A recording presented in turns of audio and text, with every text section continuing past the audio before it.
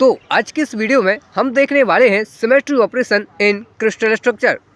इसके पहले हम सॉलिड स्टेट फिजिक्स में यूनिट सेल क्या होता है और साथ ही लैटिस क्या होता है और बेसिस क्या होता है, क्रिस्टल स्ट्रक्चर क्या होता है, इन सब के ऊपर हम वीडियोस को पहले भी बना चुके हैं। अगर आपने उन वीडियोस को नहीं देखा है तो मैं उन वीडियोस की लिंक आज की इस वीडियो की डिस्क्रिप्शन में दे दूंगा, तो आप जाकर पहले उन वीडियोस को चेक कर सकते हैं। खैर, आज की वीडियो में हमें करना है symmetry operation in crystal structure कि क्रिस्टल स्ट्रक्चर में सिमेट्री ऑपरेशन क्या होते हैं, और क्वेश्चन साथ ही यह भी कह रहा है कि उनके टाइप्स क्या होते हैं और एग्जाम्पल्स को भी हमें मेंशन करना है। तो आप चाहें तो बढ़िया तरीके से यहाँ तक नोट कर सकते हैं कि हमारे पास में क्वेश्चन क्या है, फिर हम स्टेप बाय स्टेप क्वेश्चन में जो कि क्या क्या करना है, और अगर ऐसा क्वेश्चन आएगा, खैर इसी तरीके से क्वेश्चन पूछा जाता है, तो उस क्वेश्चन में हम क्या क्या लिख कर आएंगे, उन सभी बातों को स्टेप बाय स्टेप देखेंगे। तो आप मेरे साथ में पेन एंड कॉपी लेकर स्टार्ट कर सकते हैं। तो देखो, जब हमसे पूछा जाएगा कि what are symmetry operations in crystal structure, तो सबसे पहले हमें सिमेट्री ऑपरेशन बताना पड़ेगा। तो देखो, सिमेट्री ऑपरेशन की डेफिनेशन क्या है। Symmetry operation is an action that moves a crystal into a position identical to its original arrangement, and after the operation the crystal lattice और atomic position appear exactly the same. इसका क्या मतलब है, आइए हम इसको एग्जाम्पल की मदद से देखते हैं कि एक सिमेट्री ऑपरेशन का मतलब क्या होता है। एग्जाम्पल के लिए मैं एक क्रिस्टल का स्ट्रक्चर लेता हूं, और ये क्रिस्टल का स्ट्रक्चर वर्गाकार है, यानी कि एक स्क्वायर है, और हम सभी जानते हैं कि स्क्वायर की सभी साइड्स एक दूसरे के साथ में 90 डिग्री का एंगल बनाती हैं। तो ये बात हम सभी को कन्फर्म है। अगर अब मैं इस स्क्वायर को 90 डिग्री से रोटेट करूं, कितने से 90 डिग्री से रोटेट करूं, चाहे मैं इसको क्लॉकवाइज रोटेट करूं या फिर एंटी क्लॉकवाइज, तो एक 90 डिग्री रोटेशन के बाद, 90 डिग्री इसको रोटेट करने के बाद ये अपना एंगल चेंज करेगा। क्या एंगल चेंज करेगा, ये जो नीचे वाला 90 डिग्री ये ऊपर पहुंच जाएगा, ऊपर वाला नीचे आ जाएगा, लेफ्ट वाला राइट में पहुंच जाएगा। लेकिन इस तरीके से आप देख पाओगे कि 90 डिग्री रोटेट करने पर, क्या 90 डिग्री रोटेट करने पर ये स्क्वायर, ये वर्ग अपनी उसी पोजीशन में आ जाता है जिस पोजीशन में ये पहले था, यानी कि अपनी 90 डिग्री घुमाने पर ओरिजिनल पोजीशन को फिर से गेन कर लेगा। यानी कि जैसा अभी आपको ये दिखाई दे रहा है, ये ठीक वैसा ही दिखाई देगा अगर हम इसको 90 डिग्री घुमा दें। और एक वर्ग के पास में 4 फोल्ड रोटेशन सिमेट्री होती है, यानी कि अगर हम इसको 4 बार घुमाएंगे तो 360 डिग्री कंप्लीट हो जाएगा, और हर 4 बार हम घुमाएंगे ना, तो हमें चारों बार जो कि एक सा स्क्वायर दिखाई देगा। ठीक है ना। तो इसीलिए मैंने आपको बताया था कि एक सिमेट्री ऑपरेशन जो कि है वो एक्शन है। तो इसके बाद में टाइप्स ऑफ सिमेट्री जो कि है अगर हम देखें तो 4 टाइप्स की होती हैं, that is rotational symmetry, reflection, inversion और ट्रांसलेशन। तो सबसे पहले हम ट्रांसलेशन सिमेट्री को देखेंगे। ये 4 टाइप्स हैं, इनको भी आप नोट कर लीजिए। तो सबसे पहले हम देखेंगे कि ट्रांसलेशन सिमेट्री क्या होती है।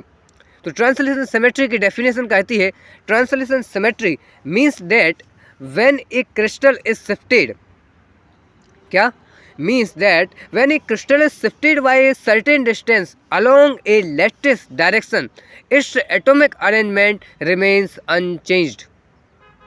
अब देखो, हमें इसको एक एग्जाम्पल की मदद से समझना पड़ेगा। तो मैं लिखूंगा सबसे पहले एग्जाम्पल।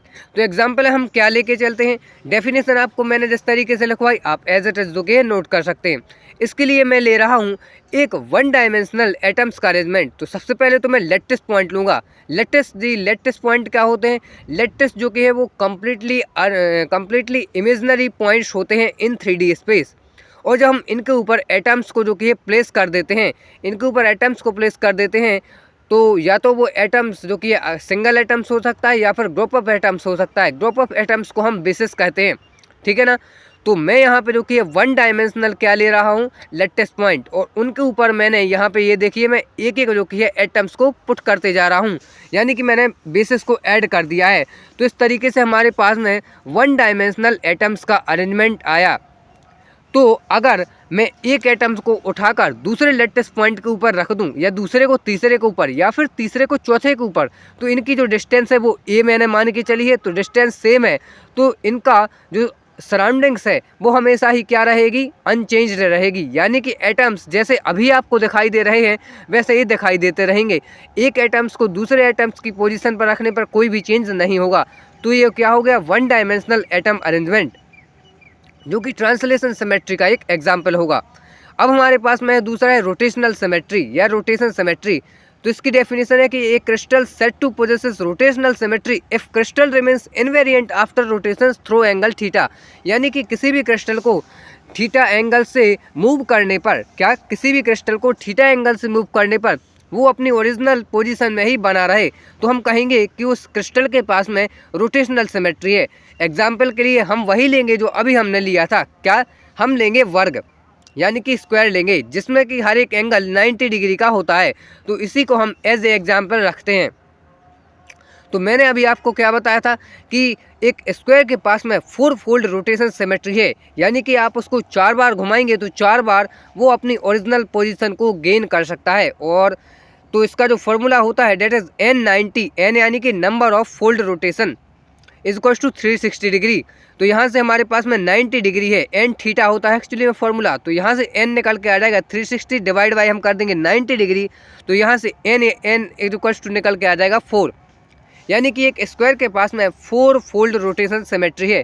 क्या मतलब है, यानी कि आप स्क्वायर को 4 बार घुमाएंगे तो 4 बार वो अपनी ओरिजिनल पोजीशन को गेन कर सकता है। तो मैं यहाँ पे लिख भी देता हूँ, मीन्स n यानी कि क्या है, n इज इक्वल टू 4 यानी कि number of fold rotation in any crystal structure. तो means in square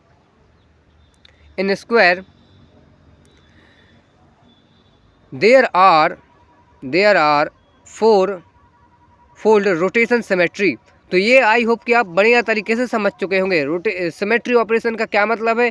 symmetry operation का मतलब है कि हम किसी क्रिस्टल को इस तरीके से मूव करें कि वो अपनी ओरिजिनल पोजीशन में फिर से दिखने लग जाए, जैसा कि हम उसको शुरुआत में देखकर चल रहे थे।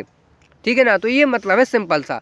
तो यहाँ से एक इसका फॉर्मूला है N theta is equal to 360, मतलब 360 डिवाइड बाई 90 करेंगे तो हमें एक स्क्वायर के लिए 4 फोल्ड रोटेशन सिमेट्री आ जाती है निकल के। इसके बाद में हम देखेंगे थर्ड यानी कि रिफ्लेक्शन सिमेट्री। तो इसकी भी आप डेफिनेशन को नोट कर सकते हैं, जो कि कहती है कि ये crystal is said to possesses reflection symmetry if the exist a line or a plane which divide the crystal into 2 identical halves which mirror images of each other. यानी कि क्या है, एग्जाम्पल की मदद से समझते हैं। हमारे पास में जो क्रिस्टल स्ट्रक्चर होगा हमें उसको 2 आइडेंटिकल हाफ्स में डिवाइड करना है, और डिवाइड करने के लिए या तो हम लाइन का इस्तेमाल कर सकते हैं या फिर हम किसी प्लेन का इस्तेमाल कर सकते हैं। तो ये इसकी डेफिनेशन जो कि ये कह रही है। और वो जो 2 आइडेंटिकल हाफ्स होंगे वो एक दूसरे की मिरर इमेज होंगे, ये रिफ्लेक्शन सिमेट्री की डेफिनेशन कहती है। तब हम बोलेंगे कि उस क्रिस्टल के पास में रिफ्लेक्शन सिमेट्री जो कि है एग्जिस्ट करती है। तो मैं यहाँ पे एक स्फीयर लेके चल रहा हूँ, आप चाहें तो इसको सर्कल भी मान सकते हैं, लेकिन 3D में हम इसको एक जो कि है गोला ही मानेंगे, यानी स्फीयर मान के चलेंगे।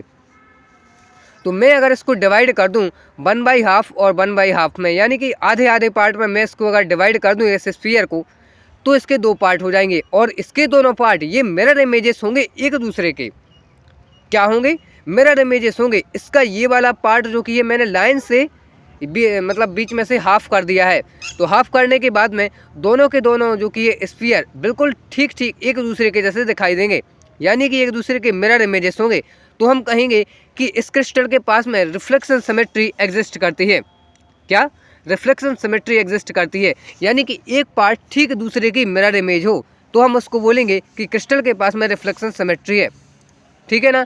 तो चौथा है हमारे पास में inversion symmetry. It is applicable only in 3D crystal lattice. ये आपको ध्यान रखना है कि जो इन्वर्जन सिमेट्री है वो केवल 3D क्रिस्टल लैटिस पर ही एग्जिस्ट करती है, 2D के लिए नहीं। और साथ ही इसको हम पॉइंट ऑपरेशन भी बोलते हैं। एग्जाम्पल के लिए 3D की बात कर रहे हैं, इसीलिए मैं एक क्यूब लूँगा।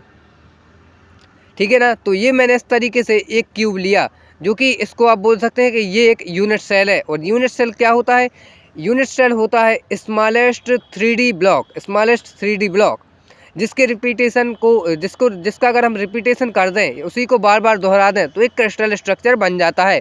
तो ये मैंने इसके कोनों पर 2 जो कि है एटम्स को पुट कर दिया, और अगर मैं एक एटम्स को इसके सेंटर में रखूं और इस सेंटर को इस सेंटर वाले पॉइंट को मैं जो कि ये एक एटम्स से ऊपर मिला दूं तो जो आर वेक्टर होगा वो इसका पोजीशन वेक्टर हो जाएगा।